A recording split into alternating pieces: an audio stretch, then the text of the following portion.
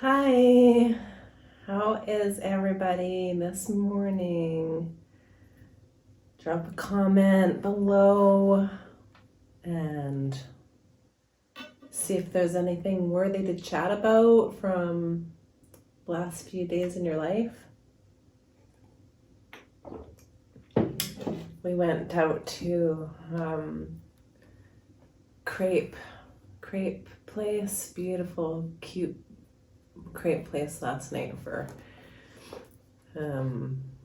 chai frap and smoothie and a crepe for Valentine's Day.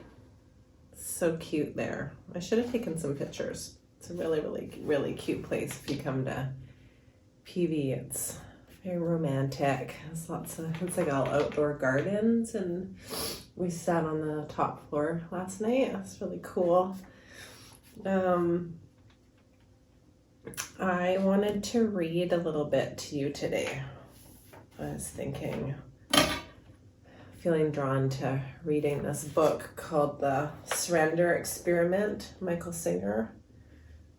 The Surrender Experiment. He's a New York Times bestseller, The Untethered Soul. It's an astonishing true life story about what happens when you let go. His whole stuff's about surrendering and non-resistance to life. I read this book second because I had only heard of The Untethered Soul, but this has actually happened before, so I read it out of order.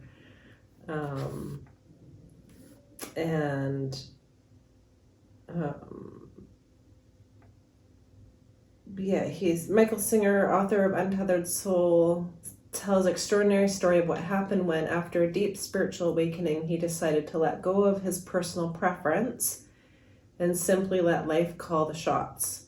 As Singer takes you on this great experiment and journey into life's perfection, the events that transpire will both challenge your deepest assumptions about life and inspire you to look at your own life in a radically different way. He has his own spiritual resort in Florida. So before my dad passed away, we both really loved this guy, and we followed him quite a bit, and my dad and I really wanted to go to Florida and go meet him. It was like our dream of ours, and also because I mentioned before that our whole family did transcendental meditation. The Maharishi University is sort of was en route on that dream trip. Go see the Maharishi University, and he was really into Unity Church. I went years actually with him to Unity Church, and it's really surprising how much I thought that I had my independent thoughts about spirituality, and Unity really believes in a lot of the same things that I personally believed in from my own studies. It's like I don't know if it's anywhere except for Canada. Oh yeah, of course. Canada and the States. Anyways, if anybody's like looking for a religion, like a Christianity religion, Unity is a really great one to look into.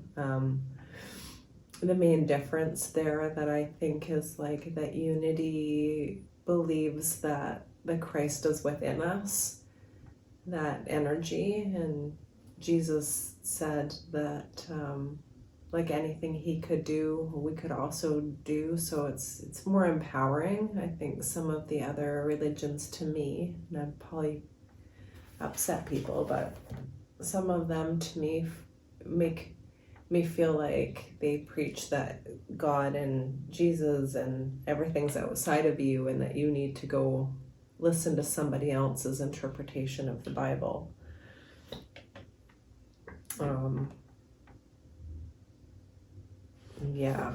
Anyways, I don't want to get too into that. I'm out of my depth to speak about religion because I didn't grow up in it. And I appreciate anything that brings people a deeper meaning in life. And I acknowledge, for me, it seems like the foundation of all religions is love. And, it's a human's interpretation of the sacred texts and the Bibles, and we do our best, but I really resonated with Unity and how they interpreted the Bible and stuff. And actually my husband, he was what's it called, the Jehovah. He was Jehovah for a long time, so he often talks to me about how cool the Jehovah interpretations and studies of the Bible, and he really wants me to go to like an English version. So I need to do that, because he doesn't often like express interest in my crystals and my stuff like that. And he does love tarot. He's learning how to read tarot in Spanish. And he's studying, actually, we went to Hala. It's a town about 3 hours north of Puerto Vallarta, like towards the US border and inland.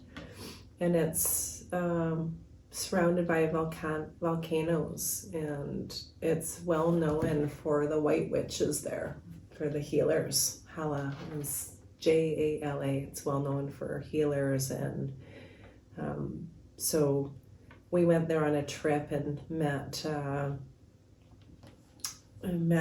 guy that's really famous on YouTube, actually, Raul. You can see him. He's the Raul from Hala. You'll find him. He's performed a lot of miracle healings, and we went there, and Sal and him totally hit it off. And one of my psychic readers said that they had a past life together. And so anyways, they just bonded. And so Sal's been going there about once a month and studying with him and his daughters and learning like the ancient native Mexican ways of healing and doing clearings and healings. It's really cool. So he wants to offer that in Puerto Vallarta here. We were doing it at our old house before we moved, so we have to find out kind of where to reset that up. But it's really, he was really drawn to that, and tarot and Reiki healing. So we definitely have common interests in spirituality, just like a little bit different. I mean, I'm definitely more into crystals and painting. I was thinking about that this morning. I've got my painting stuff all out. So before I was offering like soul readings basically with paintings. So channeling the abstract paintings and then interpreting like messages for people. So that is something that maybe now that I'm in a nice clean house and things are calmer, I can start doing that again. Yeah. So anyhow, I wanted to read a little bit of the Surrender Experiment, Journey into Life's Perfection. Okay. It says, life rarely unfolds exactly as we want it to. And if we stop and think about it, it makes perfect sense. The scope of life is universal, and the fact that we are not actually in control of life's events should be self-evident. The universe has been around for 13.8 billion years. And the processes that determine the flow of life around us did not begin when we were born, nor will they end when we die. What manifests in front of us at any given moment is actually something truly extraordinary. It is the end result of all the forces that have been interacting together for billions of years. We are not responsible for even the tiniest fraction of what is manifesting around us. Nonetheless, we walk around constantly trying to control and determine what will happen in our lives. No wonder there's so much tension, anxiety, and fear. Each of us actually believes that things should be the way that we want them, instead of being the natural result of all of the forces of creation. Every day we give precedence to our mind's thoughts over the reality unfolding before us. We regularly say things like, "It better not rain today because I'm going camping," or "I better get that raise because I really need the money." Notice that these bold claims about what should and shouldn't be happening are not based on scientific evidence. They're only solely based on personal preferences, made up in our minds. Without realizing it, we do this with everything in our lives. It's as though we actually believe that the world around us is supposed to manifest in accordance to our own likes and dislikes. And if this doesn't, surely something's very wrong. This is an extremely difficult way to live. And it is the reason that we feel that we are always struggling with life. Nonetheless, it's also true that we are not powerless in the face of the events unfolding around us. We have been gifted with the power of will. From deep inside, we can determine how we want something to be and apply the power of our minds, hearts, and bodies in an attempt to make the outside world conform. But this points us in a constant battle of our way versus the way it would be without our intervention. This battle between individual will and the reality of life unfolding around us ends up consuming our lives. The question is, does it have to be this way? There is so much evidence that life does quite well on its own. The planets stay in orbit, tiny seeds grow into giant trees, weather patterns have kept forests across the globe watered for millions of years, and a single fertilized cell grows into a beautiful baby. We are not doing any of these things as conscious acts of will. They are all being done by the incomprehensible perfection of life itself. All of these amazing events and countless more are being carried out by forces of life that have been around for billions of years. The very same forces of life that are constantly pitting our will against on a daily basis.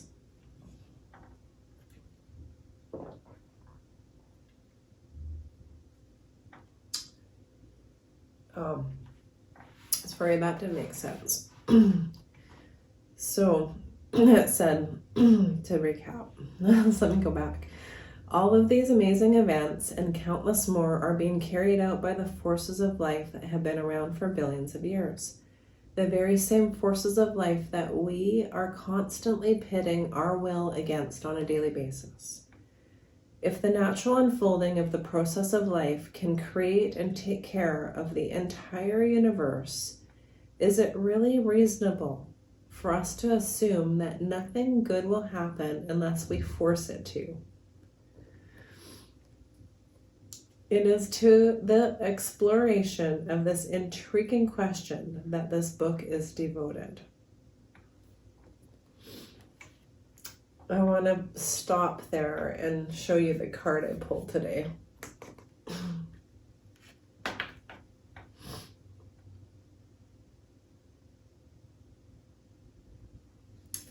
It says, I always trust the direction of the universe and know that I'm being guided.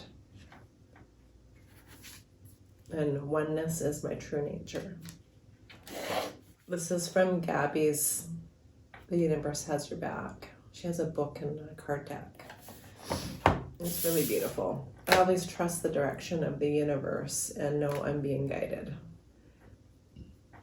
I find that in my life when I'm on a topic that it comes everywhere. Everything I read, pick up, pull, look, hear, look online, any movie, everything, it always mirrors back the same thing until I get it. Okay. I mean, also as a sidebar, it's not surprising that we all feel that we can manifest what we want in life, because it's what we see. It's what countless coaches and spiritual teachers and channelers and card readers, and we hear this all the time, that we manifest our realities, that we're in control of our lives, that focus on what we want and we'll get more of it, that we need to be empowered and get up at 5 and meditate and set healthy goals. And I'm not saying all of those are bad. I'm just saying that this guy, Michael Singer, puts it into a different perspective. That maybe there's another way. Maybe we can just trust that we're being given everything that we need in the moment. It's a more relaxing way of thinking about things. And he ended up with the most amazing life. It's what my brain does. My brain goes, okay, so if I just give up and do nothing and don't try, then I'm just gonna lay on the bed and be a loser for the rest of my life. And I have to try, I have to get up, I have to focus on something, I need to have purpose in my life, all these things. And this surrendering and letting go, it pushes those buttons, and it's not true. I think it's he talks a lot about your mind being jacked into the fear program, that it's not helpful, that it's not actually a voice that you want to be listening to. So this way quiets it when you kind of let go of a personal preference and you say yes to what's coming to you. Okay, back to this. Okay, so I left off with what would be the quality of the life that unfolds? Would it just be random events with no order or meaning, or would the same perfection of order and meaning that manifests in the rest of the universe manifest in everyday life around us? What we have here is the basis for an amazing experiment. At the heart of this experiment is a simple question. Am I better off making up an alternate reality in my mind and then fighting with reality to make it be my way? Or am I better off letting go of what I want and serving the same forces of reality that manage to create the entire perfection of the universe around me? This experiment would not be about dropping out of life. It would be about leaping into life, to live in a place where we no longer are controlled by our personal fears and desires. For lack of a better name, I have called this the surrender experiment. And to the best of my ability, I have devoted the last 40 years of my life to seeing where the flow of life's events would naturally take me. What happened over the course of those 4 decades is nothing short of phenomenal. Not only did things not fall apart, quite the opposite happened. As one thing naturally flowed to the other, the flow of life's events led me on a journey that would have been beyond my comprehension. This book shares the journey with you so that you can experience what happened when someone dared to let go and trust the flow of life. Let it be clear right from the start, however, that this type of surrender does not mean living life without the assertion of will. My story of these 40 years is simply the story of what happened when the assertion of will was guided by what life was doing instead of what I wanted it to be doing. My personal experience is that aligning one's will with the natural forces unfolding around us leads to some surprisingly powerful results. It's so true. The only effective way to share the results of this great experiment is to allow you to see how I got pulled into living this way, and then allow you to experience the journey as I did. In what follows, you are about to encounter a set of life's experiences that are bound to be different than your own. I share these with you only because as a human beings, we have the extraordinary ability to learn from one another's experiences.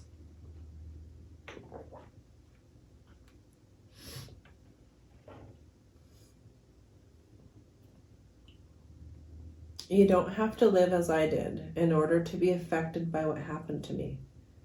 The unexpected events that unfolded before me not only changed my life, they changed my entire view of life and left me with a sense of deep inner peace. Hopefully sharing my surrender experiment with you will encourage you to find a more peaceful and harmonious way to live your life and to better appreciate the amazing perfection that unfolds around us. Yeah, that's called Waking Up, section 1. That's pretty much what I'm hoping with the YouTube channel, that something about what I